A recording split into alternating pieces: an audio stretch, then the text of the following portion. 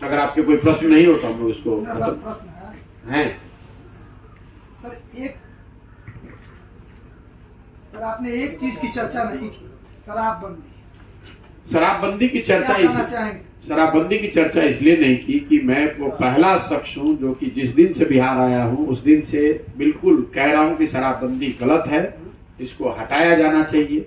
जो लोग भी तर्क दे रहे हैं शराबबंदी के पक्ष में, उन लोगों को मैं खुली चुनौती दे रहा हूँ कि आप बिहार को छोड़ दीजिए, देश को छोड़ दीजिए, दुनिया का कोई भी ऐसा उदाहरण मुझे दिखा दीजिए जहां शराबबंदी के जरिए आर्थिक, सामाजिक या अदर क्षेत्रों में कोई विकास या कोई बेहतरी हासिल की गई है।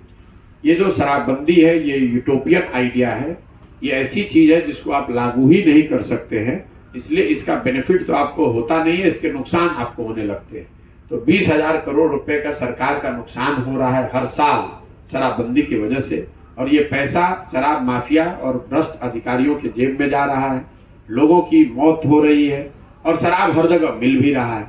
स्थिति ये है। आपने कहा कि मैंने बात नहीं की, बात इसलिए नहीं की कि अब तो पत्रकार भी ये सवाल नहीं पूछते हैं, लोगों ने भी बताना छोड़ दिया है। मालूम है कि भाई हर जगह हर घर में बिक रहा है, इसमें नई क्या बात है।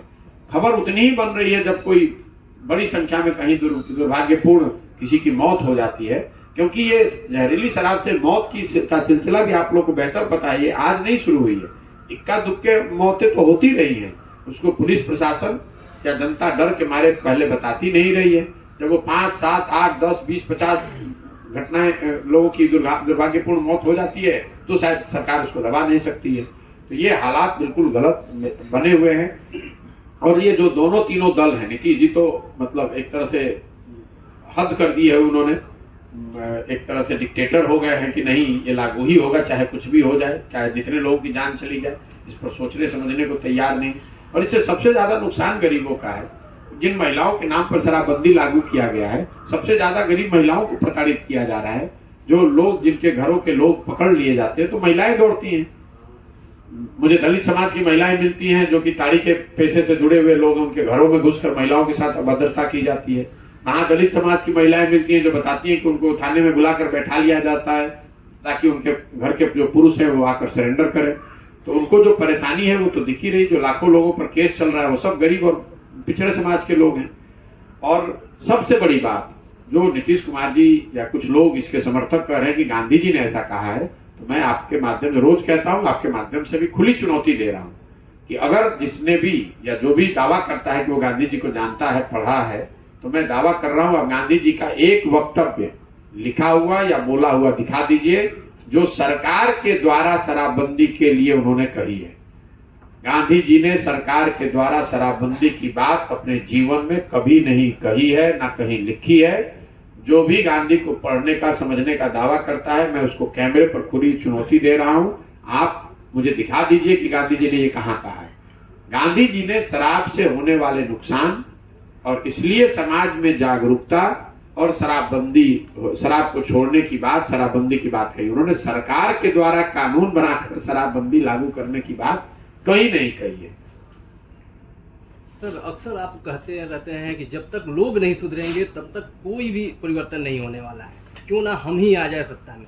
तो क्या ऐसा माना जाए कि जब तक लोग नहीं सुधरेंगे तब तक ना कोई आप पार्टी बनाएंगे, ना कोई चुनाव लड़ेंगे? बिल्कुल नहीं, बिल्कुल आपने ठीक सुना है। क्योंकि देखिए, मैंने जो बातें बताई, आप यहाँ बैठे हुए हैं, ऐसी कौन सी बात है, कुछ आंकड़ों को छोड़ दीजिए, तो ऐसी कौन सी बात है जो आपको नहीं पता है? और अगर आपको नहीं भी पता है, जिन लोगों की जिंदगी में ये घटना घट रही है, जो लोग उन परिस्थितियों में रह रहे हैं, उन्हें तो ये सब पता है। इसके बावजूद अगर स्थिति नहीं सुधर रही है तो इसकी वजह सिर्फ नेता नहीं है। नेता तो फायदा उठा रहे हैं, लेकिन इसकी वजह यह है कि जो लोग इन परिस्थितियों में रह रहे हैं, उनके नस में जाति का, धर्म का या दूसरे बेवजह की चीजों को इतना घुसा दिया गया है कि उनको जीवन की अपने कष्ट, अपने बच्चों के कष्ट नहीं दिख रहे हैं। इसलिए जब वो वोट करते हैं, जब उनका समय आता है चुनाव करने का, तो जातियों के आधार पर, धर्म के आधार पर, भारत पाकिस्तान पुलवामा के आधार पर हम लोग वोट कर रहे हैं। और ये सिर्फ गरीब और अनपढ़ जनता के लिए नहीं है, बिहार की सारी जनता पर ये बात लागू होती है। बहुत पढ़े लिखे समझदार लोग भी, उनको सारी बात पता है, लेकिन जिस दिन वोट करने जाएंगे उस दिन आप भारत पाकिस्तान पुलवामा के नाम पर वोट कीजिएगा। तो मैं ये अभियान का यही पूरा पहला प्रयास ही वही है कि गांव गांव जाकर लोगों को ये बताया जाए कि अगर आप अपने कष्ट, अपनी स्थिति के लिए खुद सजग नहीं होंगे, अगर आप अपने बच्चे के लिए नहीं सजग होंगे, तो दूसरा कोई नेता, कोई दल नहीं कर सकता है, और मैं भी नहीं कर सकता, कोई नहीं कर सकता है। लोकतंत्र के मूल में जो बात बताई गई है कि आप जिस व्यक्ति, जिस विचारधारा, जिस पार्टी पर भी आपका भरोसा है उसकी मदद कीजिए, उसको जुड़िए, उसको वोट दीजिए, लेकिन ये भरोसा 5 साल के लिए होना चाहिए। 5 साल में अगर आपके भरोसे पर वो खरा उतरा, अगर उसने सही काम किया तो आप उसके साथ बने रहिए, लेकिन अगर वो व्यक्ति, वो दल, वो विचारधारा आपके भरोसे पर खरा नहीं उतरी, तो वही लोकतंत्र, वही संविधान आपको ये बताता है कि नागरिक होने के नाते ये आपकी जवाबदेही है कि जितनी मजबूती से आपने किसी की मदद की है, उतनी ही मजबूती से आप उसका विरोध भी करें।